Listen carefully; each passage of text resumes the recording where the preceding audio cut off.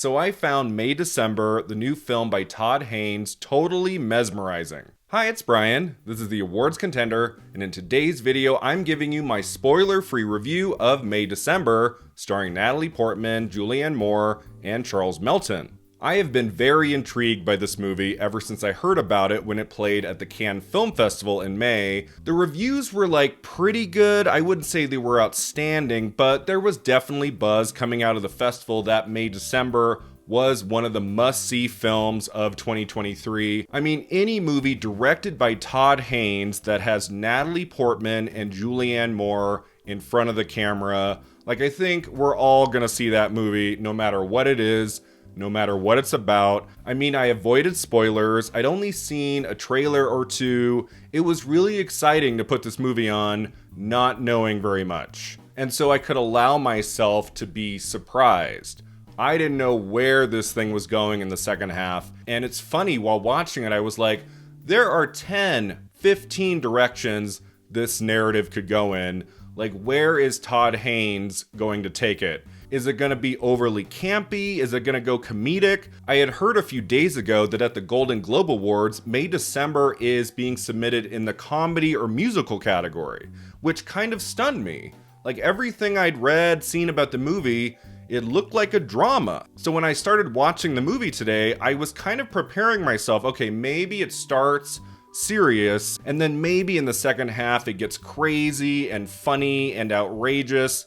I didn't know what to expect. Was there going to be a romance angle? Would it maybe have some horror elements? Could it go in that direction? I was up for anything. Todd Haynes has played in a variety of genres going back to the 1990s, and you never really know with him. But in the case of May December, I was kind of happily surprised, to be honest, that for the most part, this story, this film, is pretty restrained.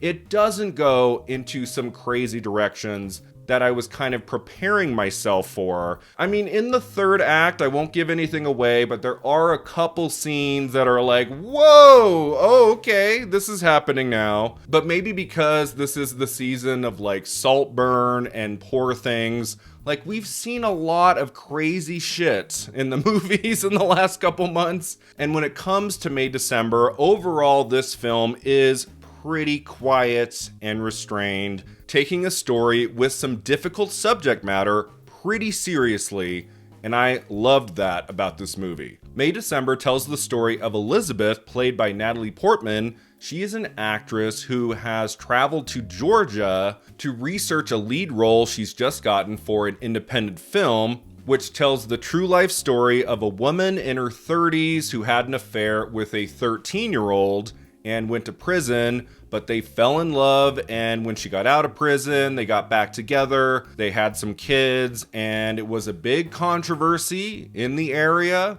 in their lives, but time has gone on. It's been more than 20 years since they got together. Julianne Moore plays Gracie, who is now in her 50s, and Charles Melton plays Joe, who is now in his 30s. They are still together, they seem to be happy, but in comes Elizabeth, who is about to portray the younger version of Gracie. The film she's about to make takes place in the early 90s, and so she wants to get a sense of their relationship, how it has evolved, what it was like for Gracie at the very beginning. This couple and their family invite Elizabeth in with open arms and allow her into their bedroom, into their kitchen, where they reveal a lot about their backstory and give Elizabeth a lot to chew on. Some of my favorite movies ever are about Hollywood, about filmmaking.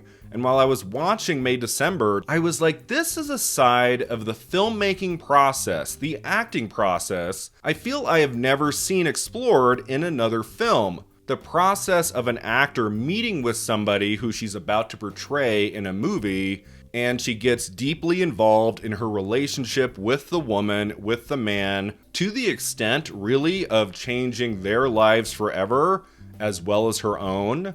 This is a brilliant, original screenplay that tackles a difficult subject, an older woman preying on a young teenage boy, and what became of that. The movie could have just told the story of Gracie and Joe 20 years later, like what their relationship is like now, bringing in the character of Elizabeth and having that like outsider element, the Hollywood independent filmmaking part of it, makes May December really interesting and unusual and unlike any other movie I've seen. Elizabeth is a character right from the beginning, has some kind of facade. She's already acting in a way with these people to get what she needs to play this role. Her being all sweet to Gracie and polite, the way their relationship evolves throughout the movie, like the very slight artificiality of Elizabeth is what gives the movie its emotional charge. And this is clearly a small town community, and so having a known actress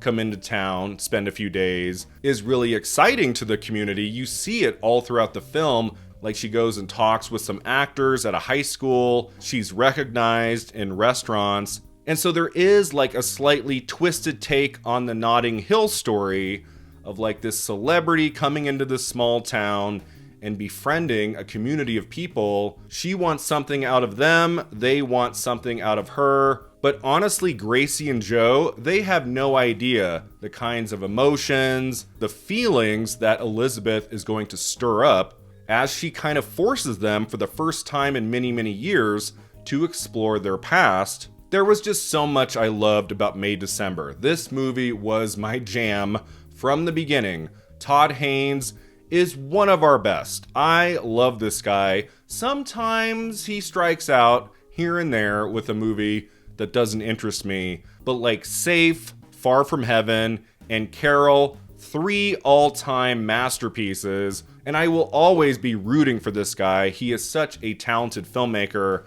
And I mean, something that helped Todd Haynes this time around was getting Natalie Portman and Julianne Moore. I mean, these two could just like improv across from each other for 90 minutes about anything they wanted, and I think most of us would be glued to the screen. That's how captivating these two actresses are. Like, you just love watching them in anything. Todd Haynes was very smart in giving us a lot of scenes in this movie of Natalie Portman and Julianne Moore in a frame that doesn't cut. There's like no editing. This happens all the time. They're just in the same frame for 2 minutes, 3 minutes, talking, and you are transfixed. Like, you can't look away. I mean, I've had that experience in some films I've watched in 2023, but you really feel it in May December in a variety of scenes. The performances in this movie are outstanding. Like, I am a huge Natalie Portman fan, and she's done really good work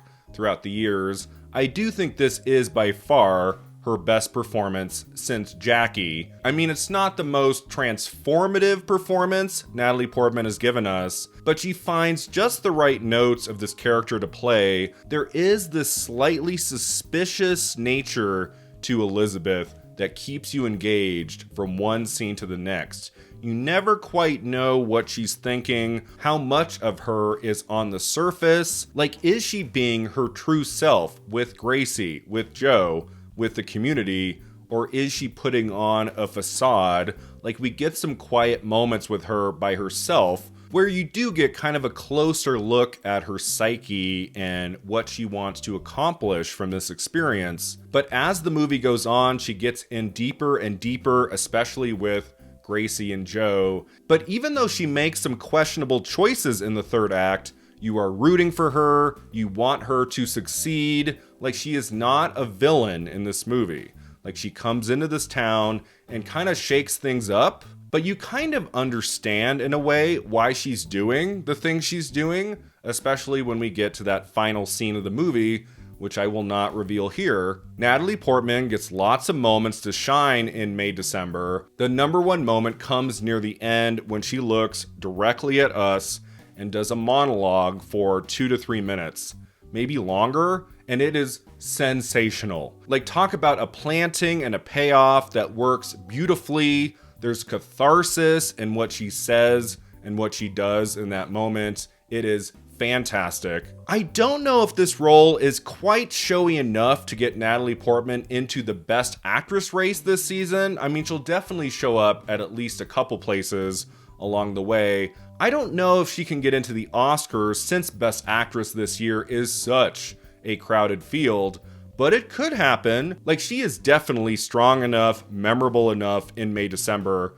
to qualify for the top 5. I could see that happening, especially since the Academy adores her. She has been nominated 3 times. She won, of course, for Black Swan. It would be really cool to see Portman receive her 4th Oscar nomination. We shall see. And then Julianne Moore. Julianne Moore is doing something in this movie that I loved. It's a little bit unusual, the way she talks, the way she carries herself, the way she will just butt into a conversation with a sentence that doesn't seem to belong there. She doesn't always say the right thing, and she has these crying fits throughout the movie, and there's clearly something wrong with her. Gracie has had some trauma in her life, and of course has made some very bad decisions. Julianne Moore playing Gracie in her 50s as just this warm, wonderful person, everything's fine, everything's normal, would not have worked. Like, of course, the flaws of the character start in the screenplay, but I just love the way Moore inhabited this person. You could tell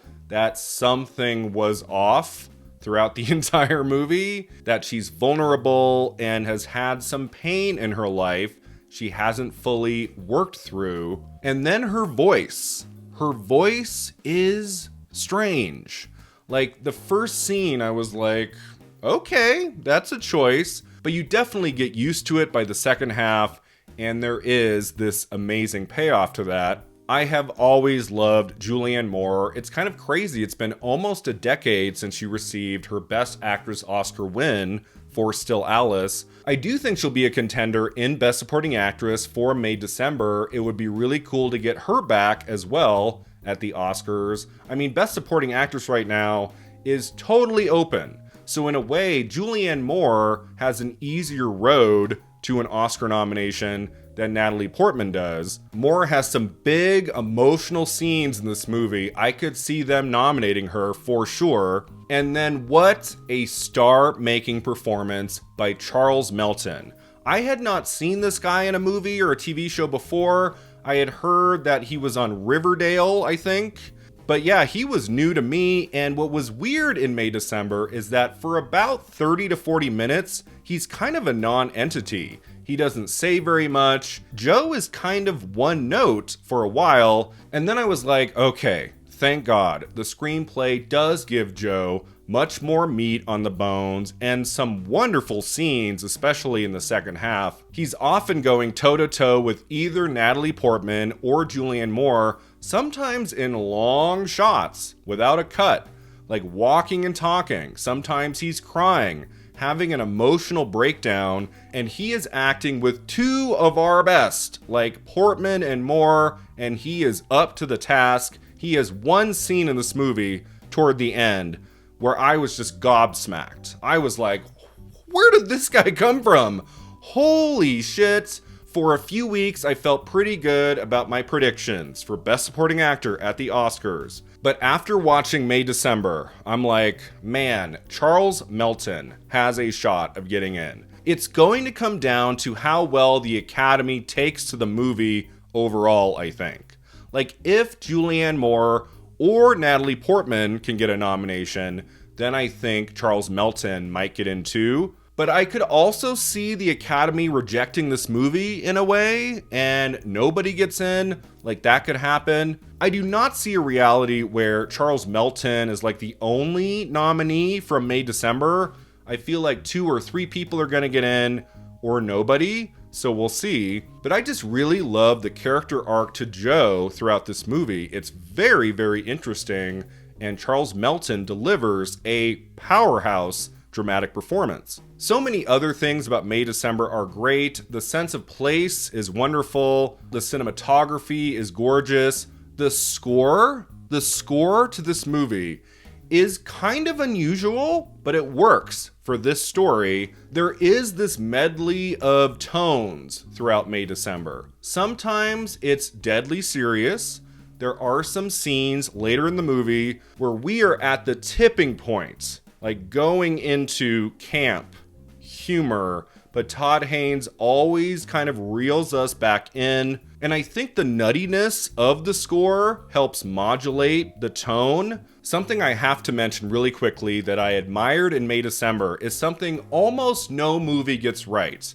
There are many moments in the film where we have photoshopped pictures of Julianne Moore and or Charles Melton in magazines, in newspapers, and every single one looks totally realistic. I don't know about you, but I am immediately taken out of a movie when you're watching a scene where they cut to like a framed photo on the wall, and they have clearly been like copied and pasted into the picture. That is not the case in May December. The Photoshop work in this movie is stunning. All the pictures of Julianne Moore from like 20 plus years ago in the magazines and the newspapers, like they are on point. And I just wanted to say that because most movies get that aspect way wrong. And then, yeah, the writing, the direction, the pacing, there is not one scene of May December where I checked out in any way, where I felt like there was a lull or like, well, this 10-minute portion could have been sped up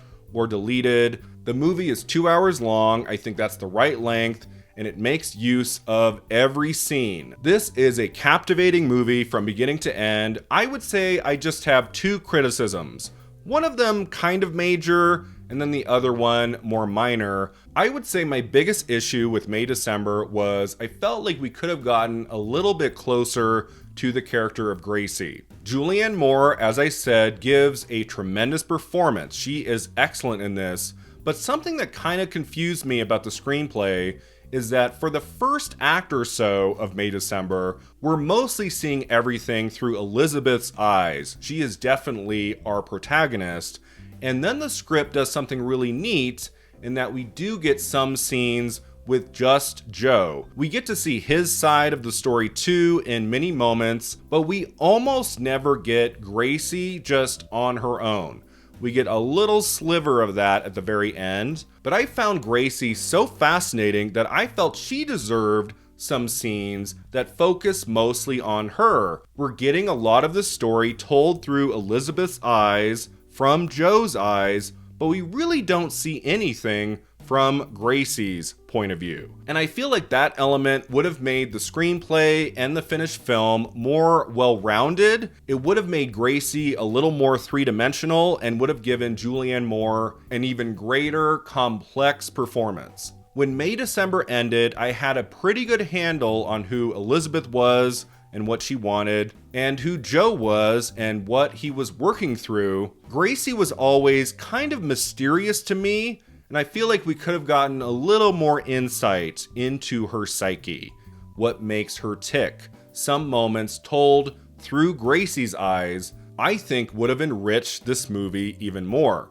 And then a minor issue I had, I was like, why does everybody welcome Elizabeth with open arms? Why are Gracie and Joe so open with her, willing to share so much about their relationship, all because she is researching an independent movie she's about to make? I feel like in this situation, there might have been a little more pushback. Like Gracie's story is so filled with controversy and heartache and breaking up a family. Would they be this open to Elizabeth dominating their lives for a number of days? There is a wonderful brief moment in the second half of the movie at a restaurant where Elizabeth does get some pushback from a member of the family, and I was like, okay, yes, I kind of agree with her. Like what she's saying here makes sense. Like what Elizabeth gets out of all of these people in the community, I felt like it should have been a little bit harder for her in a way, like trying to convince Gracie's ex-husband to sit down to have a chat with her.